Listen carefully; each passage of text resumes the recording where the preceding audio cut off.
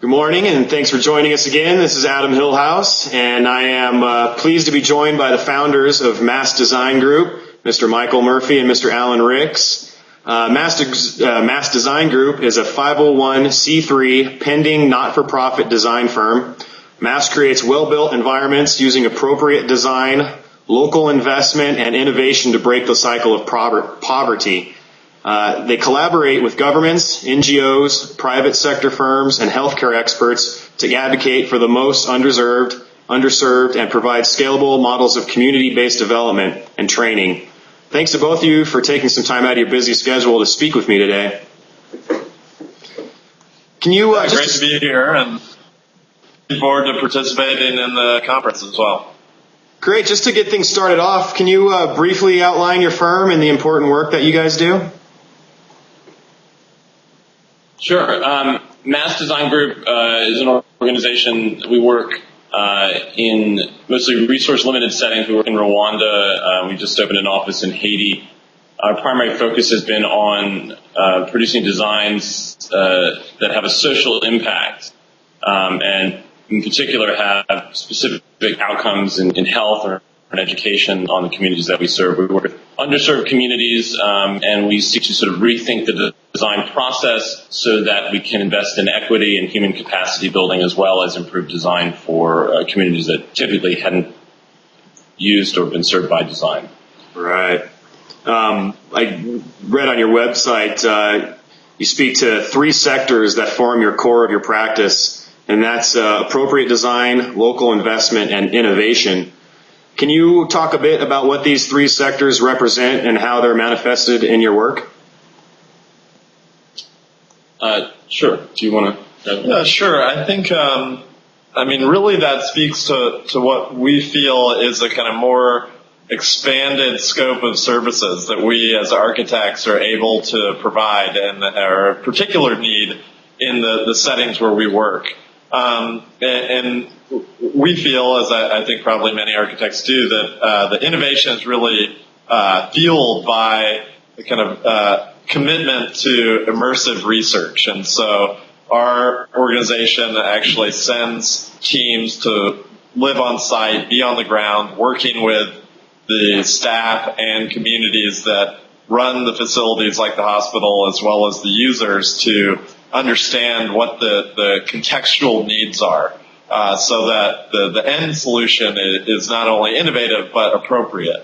And so I think that's why we kind of choose to highlight innovation as one of the critical components. The other thing, local investment, what we mean by that is trying to use our projects as an opportunity not only to provide the kind of core services they're intended, let's say for the Butaro Hospital, just healthcare, but can we leverage that project to have a more profound impact and a more far-reaching impact on the communities? So by investing in primarily local materials, local labor, we find opportunities to train, educate, and employ the community, not only having them invest in the project, but then walk away from it with services that or skills that help improve their own quality of life beyond the project itself. So that's kind of the local investment piece. It's about capacity building, job creation, economic development, and education. In Rwanda, where we have 7 people in the office there, 5 of them teach at a local university, which we actually believe is a kind of core part of our practice. It is building a kind of Rwandan professionals in architecture, where 2 years ago there was no school of architecture. Great. You mentioned the Butaro Hospital, and you also worked on the, and forgive me if I butcher this name, Girubuntu primary schools. Both of those, as you mentioned, are in Rwanda. Can you briefly discuss how these projects have informed your design ethics, and do you feel that they're representative of the work that your firm strives for?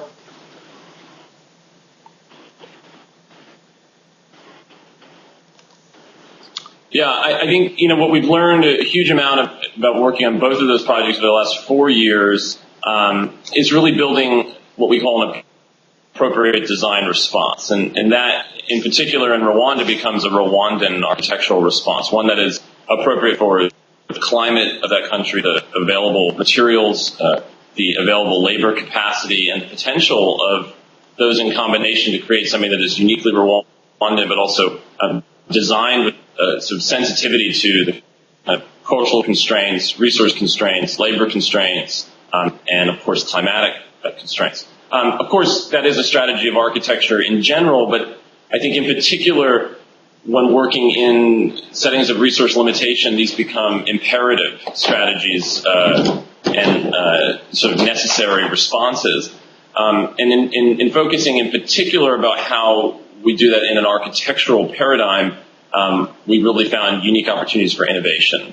Ones where we use, some of the most basic available materials, like a local brick that we used on the Giribuntu school, or a local volcanic rock that we used on the hospital, and try to push a little bit the agenda of how to use that and innovate in the construction techniques and methodology to make, a different design, but also one that is definitely of the place and where it is, and is a sort of familiar Rwandan aesthetic. We've used these kinds of design approaches not simply as architectural responses, but also ones that help choreograph labor potential. So, using the local volcanic rock on the hospital, for example, we found huge opportunities to kind of improve the craft of masons that were working in that rural community by pushing to sort of advance their already skilled techniques into kind of designing a new type of wall construction, for example. One that we are very proud of, but also is now being looked at as something that can be replicated throughout the country. So, we see the material as well as the labor as integral to the design decisions and key components to kind of rethinking the architectural responses that are appropriate for place. And that would be, I think, our general approach to architecture that we then can apply wherever we work. Sounds like a very research-intensive design approach. Based on that and thinking along those lines, what are some of the obstacles that you found to working in a global practice? I think, we confront a lot of kind of diverse challenges, but I think as we've kind of already highlighted, our end goal is to be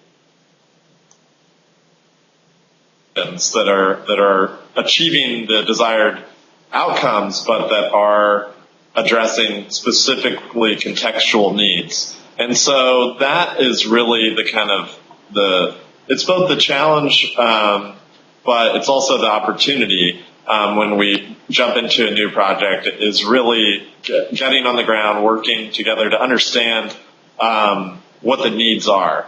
And so, but every new place we go, whether it's writing policy in Liberia or starting work in Haiti, we encounter new methods of practice, a wide range of experience, knowledge, codes or lack of codes, many of these things. And I think that research process is what we think is what eventually leads to successful projects, but is also time consuming and demanding, and adds a layer of work that exceeds that of a kind of typical project in the U.S.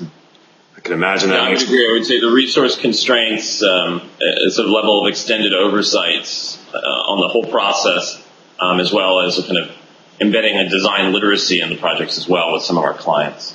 Right. Having the process itself train and teach our clients about the value of design to improve their outcomes, which may be improved healthcare, improved education, for example. A little bit of hand-holding required, huh?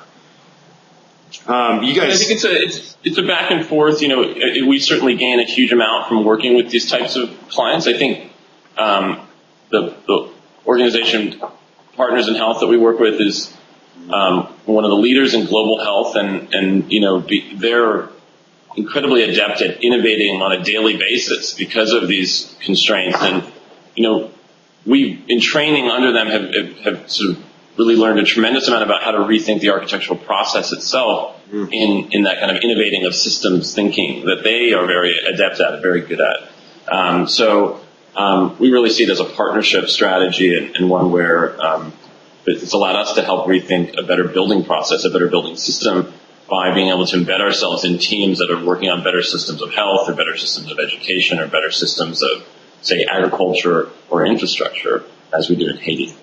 Great. So you guys are learning every day then. You guys work on some really unique projects and really unique situations. What are your thoughts on the perception of the architect and their role in solving societal problems like the ones you guys take on?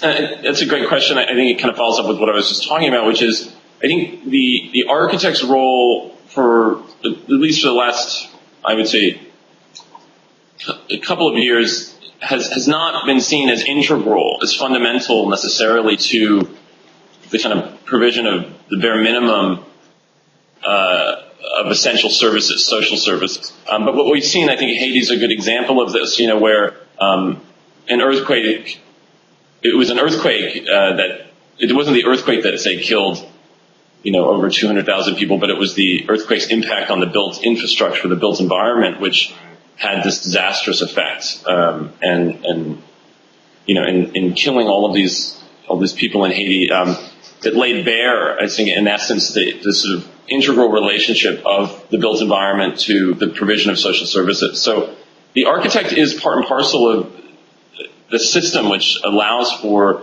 the better delivery of, say, healthcare, the better delivery of educational program, or the infrastructure itself, the very physical as well as system infrastructure, is imperative to be improved, to be a preventative mechanism to allow for that better provision of social services. So I think the architect has been seen as not necessarily relevant or fundamental to allowing for those services to be provided, and I think that's starting to change, and certainly it's starting to change when you see the direct relationship of, say, climate change to infrastructure, or climate change to health, or for example, the built environment to the allowable provisions of healthcare and education. So we want to embed ourselves both at the sort of building scale, but also at the system scale, and really argue for the role of the architect in providing those services and helping to rethink the systems through better design thinking, for example, or better systems thinking, or better strategic thinking,